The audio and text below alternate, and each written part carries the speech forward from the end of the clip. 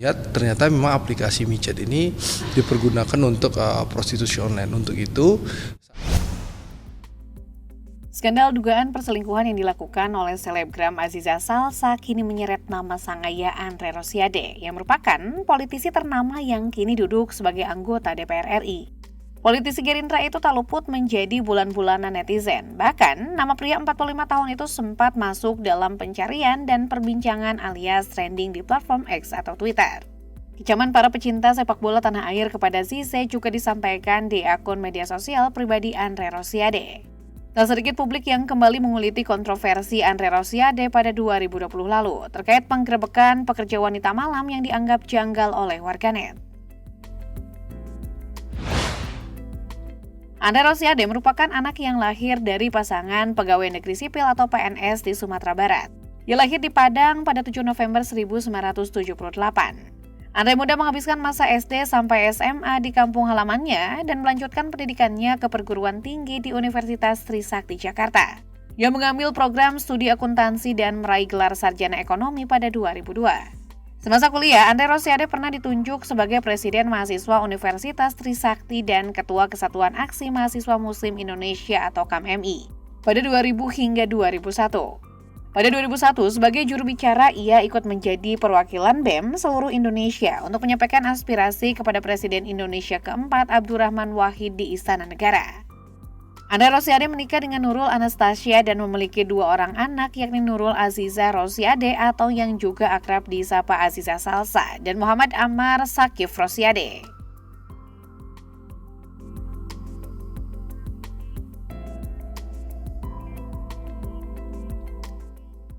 Sebelum terjun ke dunia politik, Andre lebih dulu menjajal dunia wirausaha. Setamat kuliah, Andre memulai karir sebagai konsultan PT Indo Konsol. Pada 2003, ia mendirikan PT Hasil Usaha Anak Bangsa dan menjadi direktur utamanya. Selanjutnya bersama dengan Kiflan Zen dan beberapa orang lainnya, ia menjalankan usahanya yang bernama PT KZ Internasional Selaras. Berikutnya, ia juga mendirikan PT Cahaya Aziza dan CV Putri Pertama. Ia juga menjadi komisaris PT Garda Banteng Indonesia dan CP Amarjaya. Perusahaan yang dipimpinnya antara lain bergerak di bidang kontraktor peralatan pabrik dan penyediaan oli dan petugas keamanan di pabrik-pabrik besar seperti PT Semen Padang dan sejumlah pabrik di Tangerang. Setelah mapan di lini usaha, kemudian di tahun 2011, ia mulai aktif di sejumlah organisasi seperti HIPMI Sumbar dan menjadi ketua gerakan Ayo Jadi Pengusaha Wilayah Sumbar BPD HIPMI Sumbar. Karir politiknya dimulai dengan menjadi kader Partai Keadilan Sejahtera atau PKS. Pada pemilu 2009, ia pernah maju sebagai calon anggota DPRD Kota Tangerang dari PKS untuk daerah pemilihan Tangerang 4 tapi tidak lolos. Setelahnya, Andre bergabung dengan Partai Gerindra hingga pada 2015 dirinya diangkat menjadi Wasakjen DPP Gerindra. Puncaknya pada Pilpres 2019, ia dipilih menjadi juru bicara Partai Gerindra dan Badan Pemenangan Nasional atau BPN Prabowo Subianto Sandiaga Uno. Selain itu pada Pileg 2019, ia terpilih sebagai calon anggota DPR RI dari Dapil Sumatera Barat 1 dengan perolehan suara terbanyak 133,994 suara.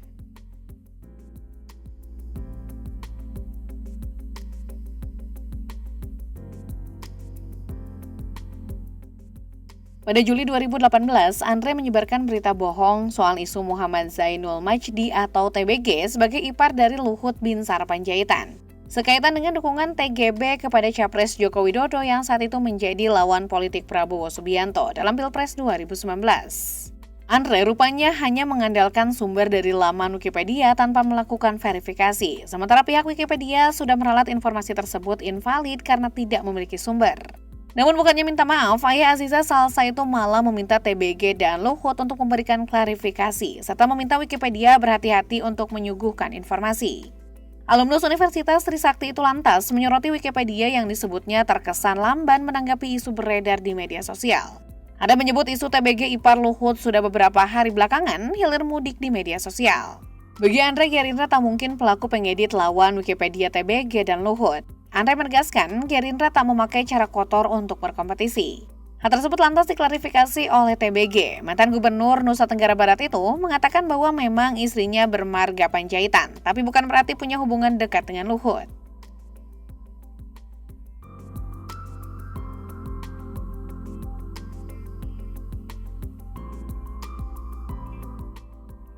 Meski merupakan loyalis Gerindra, namun Andre pernah membuat relawan Prabowo Subianto Sandiaga Uno tersinggung. Hal itu ia sampaikan pada Juli 2019 atau usai capres dukungan Gerindra tersebut, kalah dari Presiden petahana Jokowi dalam Pilpres 2019. Alasan mereka tersinggung karena para relawan merasa dibilang buzzer oleh Andre dalam sebuah cuitan di platform Twitter. Tweet itu memang ditunjukkan Andre Rosiade pada para buzzer, sebutan bagi akun media sosial yang dibayar untuk berkampanye biasanya di Twitter. Andre Rosiade meminta para buzzer agar berhenti menuduh Gerindra sebagai pengkhianat dan menyarankan mereka untuk lebih baik menolong para pendukung Prabowo yang kala itu masih ditahan. Buzzer daripada sibuk menuduh orang pengkhianat, coba Anda tunjukkan kinerja dengan cara menolong pendukung Pak Prabowo yang masih ditahan oleh kepolisian. Kami Gerindra akan terus bekerja membebaskan pendukung. Saya Andre Rosiade tegak lurus dengan pemimpin saya, Pak Prabowo, bunyi kicauan Andre Rosiade. Banyak relawan Prabowo Sandi yang kemudian menumpahkan kekecewaannya pada diksi Andre Rosiade tadi. Bahkan Dr. Ani Hasibuan yang mulai dikenal sejak gemparnya kasus kematian ratusan petugas KPPS juga ikut menyatakan keberatannya. BTW kita bukan buzzer ya, jangan nge-tweet sembarangan. Makanya again, most often silent is golden, ucap Ani Hasibuan lewat akun Twitternya. Bung Andre, Anda salah sudah menuduh orang-orang yang mengkritik sebagai buzzer. Gue dan teman-teman sejak 2014 tetap konsisten membela dan sedikit banyak ikut membantu agar nama Pak Prabowo tetap berkibar. Kami bergerak tanpa perintah, tanpa bayaran, tambah komentar akun lainnya.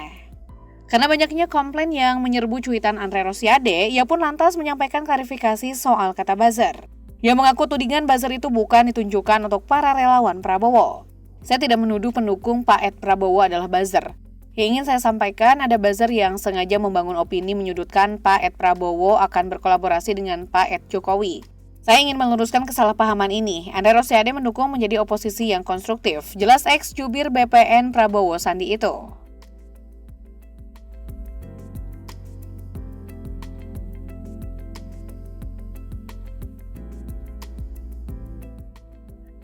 Pada Februari 2020, nama anggota DPR dari fraksi Gerindra ini sempat memati kehebohan. Hal itu lantaran Andre Rosiade ikut dalam penggerebekan prostitusi di Padang, Sumatera Barat. Dia juga disebut-sebut melakukan penjebakan terhadap pekerja wanita malam. Namun menurut warganet, Andre diduga sengaja menjebak PKS tersebut. Anggota DPR RI Komisi 6 ini pun menjelaskan alasan dirinya tiba-tiba bisa ikut dalam penggerebekan tersebut. Ia mengaku hanya mengantarkan masyarakat yang ingin melaporkan kasus itu ke polisi. Selain itu, Andre juga memilih ikut penggerebekan karena tak ingin ada praktek prostitusi di kampung halamannya. Ia pun merasa tak ada yang salah dari prosedur dirinya ikut penggerebekan tersebut. Publik lantas menyoroti kasus penggerebekan Andre tersebut yang dianggap settingan alias rekayasa demi kepentingan tertentu. Pasalnya beredar kabar bahwa kamar hotel yang kena gerebek tersebut justru dipesan oleh Andre. Andre Rosiade disebut memesan hotel tersebut dengan menggunakan KTP atas nama Bimo Nur Rahman, yang belakangan diketahui merupakan ajudan Andre. Bahkan pengakuan PSK berinisial NN yang kena gerebek juga menjadi sorotan publik. Pasalnya NN mengaku dikencani terlebih dahulu sebelum penggerebekan berlangsung. Keterlibatan Andre dan penggerebekan itu nyaris membuat pria 45 tahun ini mendapatkan pemanggilan anggota Komisi 6 DPR ini oleh Mahkamah Kehormatan Dewan atau MKD DPR RI.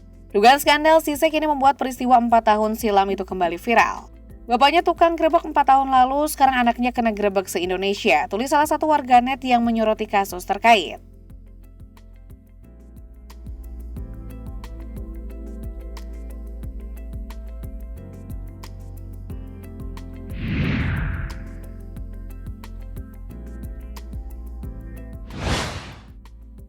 Kehidupan Sise yang glamor dengan outfit branded dan memiliki koleksi tas dari jenama mewah dunia hingga bisa bersaing dengan selebgram papan atas Rachel V-nya. Lantas membuat sejumlah warganet yakin jika ia mendapatkan segenap limpahan kemewahan tersebut dari sang ayah yang tak hanya berpenghasilan sebagai anggota Dewan Pusat, namun juga pendapatan yang jauh lebih gede dari sejumlah usaha yang dijalankannya.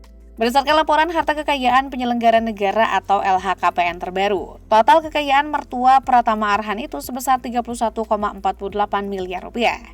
Kekayaan tersebut terdiri dari aset berupa tanah dan bangunan senilai 16,60 miliar rupiah. Selain itu, Andre juga memiliki kendaraan dan mesin dengan nilai 5,22 miliar rupiah.